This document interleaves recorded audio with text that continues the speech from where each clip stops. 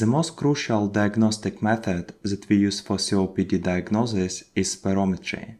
Initially, to tell if person has COPD or not, we need to determine obstruction. Obstruction to airflow we determine by the spirometry. By spirometry we measure two values, its forced expiratory volume in 1 second and the ratio of forced expiratory volume in 1 second to forced vital capacity. The major criteria of COPD is the ratio of FEV1 to FVC less than 0.7 after bronchodilation by beta-2 agonists. If the ratio is less than 0.7, then we can confirm that there is irreversible obstruction to airflow. So to explain this, in spirometry we measure the airflow on expiration. On expiration, airflow is equal to pressure inside the lungs minus pressure in the external environment divided on resistance, and resistance is inversely proportional to the forced power of radius. So there is spirometry graph. In this graph we see volume and time. As we breathe out as fast as we can, in normal condition we breathe out over 80% of air during the first second, and then we exhale other 20% during the next 4-5 seconds. And in the end we get so-called forced vital capacity, which is the maximal volume of air that we can exhale. The amount of air that we can breathe out as fast as possible in 1 second we call forced expiratory volume. In asthma, bronchoconstriction causes decrease in radius of the airways. COPD consists of two pathologies. In chronic bronchitis, deposition of mucus causes obstruction to airflow, and this causes decrease in radius of the airways. And in emphysema, damage to alveoli cause decrease in lungs capacity to create high pressure. With decrease in radius of the airways, resistance to airflow increase. With increase in resistance, airflow decrease. Also, with decrease in lungs capacity to create pressure, we cannot push out as much air into the external environment. Thereby, airflow will also decrease. So, as we see, both COPD and asthma cause the same decrease in airflow. Decrease in airflow causes decrease in forced expiratory volume in 1 second. Let's suppose that in this case, FEV1 is 40%, which is 2 times slower than normal.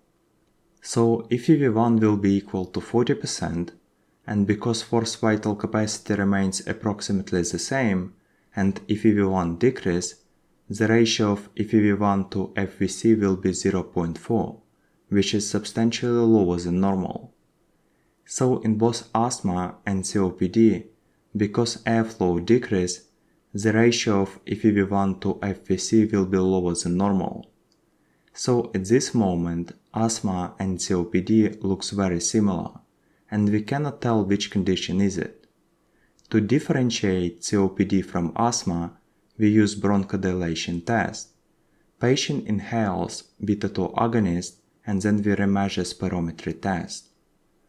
In case of asthma, beta-2 agonists are very potent drugs because they cause relaxation of bronchioles, and relaxation removes bronchoconstriction. Without bronchoconstriction, radius of the airways comes back to normal. As a result, resistance of the airways normalize, and thereby airflow comes back to normal. So on spirometry, after inhalation of beta-2 agonists, airflow comes back to normal.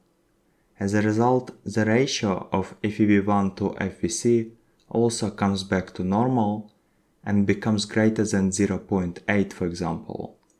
So in asthma, beta-2 agonists cause normalization of the airflow that results in normalization of FEV1 to FVC ratio. So we say that inhalation of beta-2 agonists reverses the obstruction. But what happens in COPD? In COPD, beta-2 agonists do not repair alveoli, and also they do not remove mucus. So in COPD they are not so potent drugs, because they do not remove the issue that causes the disease. So in COPD, because they do not have substantial effect, they do not remove obstruction, As a result, FEV1 to FVC ratio will remain less than 0.7. So in COPD, obstruction is non-reverse. And we see this on spirometry, because in COPD, beta-2 agonists do not have substantial effect, they do not remove airflow obstruction, so FEV1 will remain plus minus the same. As a result, even after intake of beta-2 agonist, FEV1 to FVC ratio will remain less than 0.7. So in COPD, after the intake of beta-2 agonist, FEV1 to FVC ratio still remains less than 0.7, which means that obstruction is non-reverse, and it's a major diagnostic difference between asthma and COPD. After we diagnose COPD, we have to assess the severity of airflow obstruction. To tell how severe is the airflow limitation, we have to look at FEV1, and we have 4 grades of COPD based on FEV1 value. So to explain this, in spirometry we measure the airflow on expiration. On expiration, airflow is equal to pressure inside the lungs minus pressure in the external environment divided on resistance, and resistance is inversely proportional to the force power of radius. So there is spirometry graph. In this graph we see volume and time. As we breathe out as fast as we can, in normal condition we breathe out over 80% of air during the first second, and then we exhale other 20% during the next 4-5 seconds. And in the end we get so-called forced vital capacity, which is the maximal volume of air that we can exhale. The amount of air that we can breathe out as fast as possible in 1 second we call forced expiratory volume. In chronic bronchitis, deposition of mucus causes decrease in radius of the bronchi. With decrease in radius, resistance increase. With increase in resistance, airflow decrease. At the first stage, these do not cause dramatic difference in FEV1. FEV1 decrease, but it still remains over the 80%. And we can see this on the graph. Also, FVC remains the same or it can increase due to the air trapping. Because FEV1 decrease and FVC increase, FEV1 to FVC ratio becomes less than 0.7, and this state we call GOLD 1. If obstruction progress, radius decrease even further, thereby resistance increase and flow decrease. This causes decrease in FEV1 which become in between 80 and 50%. And now on spirometry, substantial obstruction causes decrease in FEV1 which becomes 60%, and FVC can increase due to the air trapping. And a state when FEV1 is between 80 to 50% and FEV1 to FVC ratio is less than 0.7, we call GOLD 2. If obstruction becomes even more severe, then radius decrease, resistance increase, and thereby flow decrease. As a result, FEV1 decrease even further, and in this state, FEV1 will be in between 50 to 30%. And now on spirometry, substantial obstruction causes decrease in FEV1 which becomes 40%, and FVC can increase due to the air trapping. And a state when FEV1 is between 50 to 30% and FEV1 to FVC ratio is less than 0.7, we call GOLD 3. If obstruction progress, then radius decrease, resistance increase, and thereby flow decrease. As a result, FEV1 decrease even further, and in this state, FEV1 will be less than 30%. And now on spirometry, substantial obstruction causes decrease in FEV1, which becomes 25%, and a state when FEV1 is less than 30% and FEV1 to FVC ratio is less than 0.7, we call GOLD 4. After the severity of obstruction, we have to determine the severity of the clinical symptoms. For this purpose, we use 2 scales, and based on scales, we put patient into a certain group, A or B. The first scale, called mMRC, Recall that the major and the most common symptom of COPD is dyspnea, or we call this shortness of breath. And dyspnea can be different. The reason is that from pathogenesis we know that dyspnea is determined by the severity of hypoxemia. The lower is the oxygen concentration in the blood, the more severe is the dyspnea. For example, one person can experience dyspnea only with severe physical exercises, which is relatively common. So in this case, probably hypoxemia is not that severe. But the second person can experience dyspnea even at rest, while he or she dressing or undressing. And dyspnea at rest probably tells that hypoxemia is really severe. In both cases, it's dyspnea. But as we see, the difference is huge. That's why we need to determine how severe is the dyspnea. And based on this scale, the severity of dyspnea can vary from 0 to 4. The second scale, called COD scale, and COD scale includes various symptoms. First of all, in chronic bronchitis, overproduction of mucus causes productive cough. Productive means that cough is accompanied by mucus excretion. And we see that the first question analyzes how severe is the cough, and the second question helps us to determine how severe is the mucus production. And when mucus creates an obstruction to flow, less oxygen income to the alveoli, and thereby less oxygen income to the blood, so hypoxemia develops. The eighth question helps us to determine how clinically severe is the hypoxemia. The reason is that lack of energy, lightheadedness, and fatigue are caused by hypoxia of the brain tissue, and brain hypoxia caused by low oxygen concentration in the blood. So because hypoxemia causes fatigue, by lack of energy we can suppose how severe is the hypoxemia. And 4 questions in a row from 3rd to 6th help us to determine how severe is the dyspnea. And we already know that dyspnea, or we call this shortness of breath, is the major clinical manifestation of COPD. It's the reason why we need 4 questions in a row for a proper assessment. The 7th question assays wheezing. Recall that obstruction by mucus creates turbulent airflow, and turbulent airflow creates a sound that we call wheezing. So wheezing, to some extent, reflects the amount of mucus that obstructs airways. Based on these 2 scales, we divide patients into 2 broad categories. If mMRC score is lower than 2 and COD score is lower than 10, we put patient into a group A, which is patients with less severe COPD.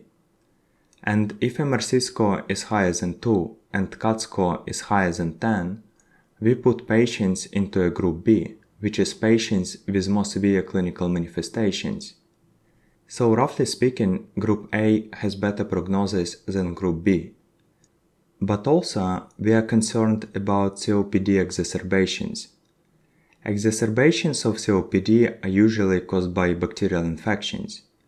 As we know, deposition of mucus creates the perfect environment for bacteria. As a result, COPD patients have very high risk of bacterial infections. And bacterial infections can greatly worsen clinical symptoms in a very short period of time. We call this exacerbation of COPD. So, exacerbations of COPD is a big deal. And the best predictor of potential exacerbation of COPD is obviously the previous history of exacerbations. Based on this, we divide patients into 2 broad groups.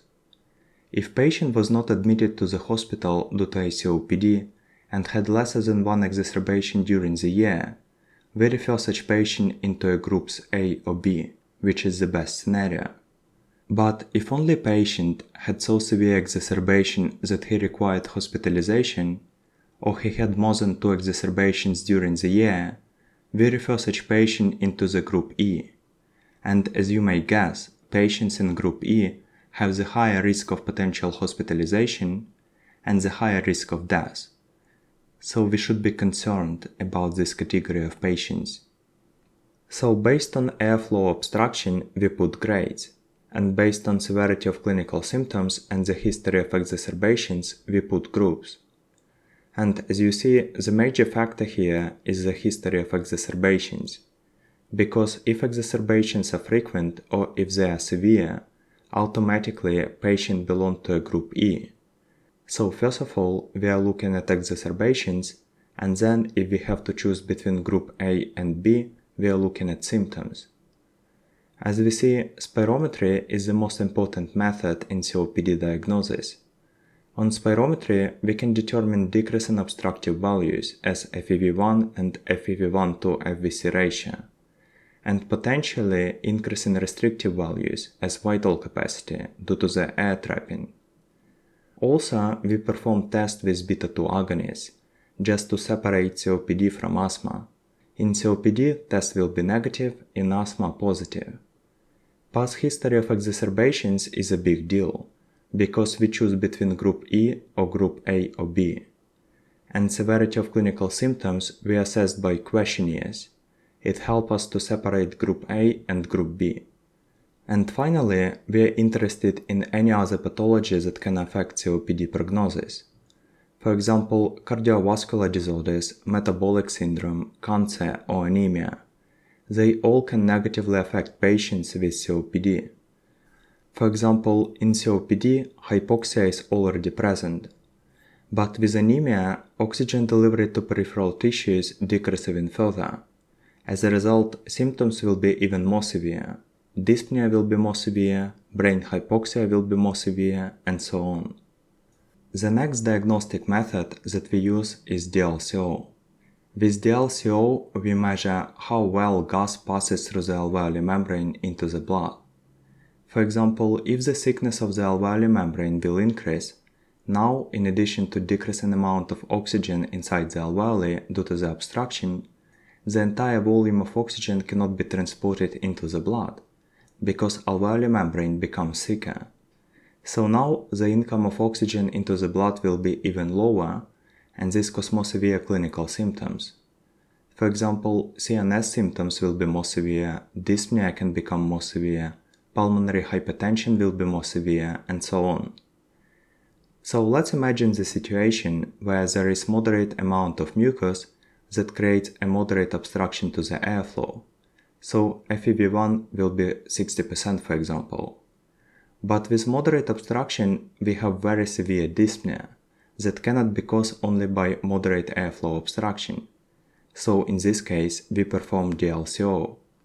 Because by DLCO, we measure how well gases passes through the alveolar membrane. And for example, if DLCO will be 40%, which is significantly lower than normal, this tells us that there is also additional problem with alveoli, and fibrosis potentiates airflow obstruction and causes more severe clinical symptoms.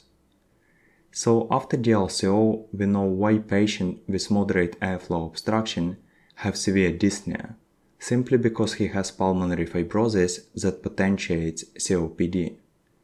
So when severity of the clinical symptoms exceeds severity of obstruction, we use DLCO, just to check for another possible problem.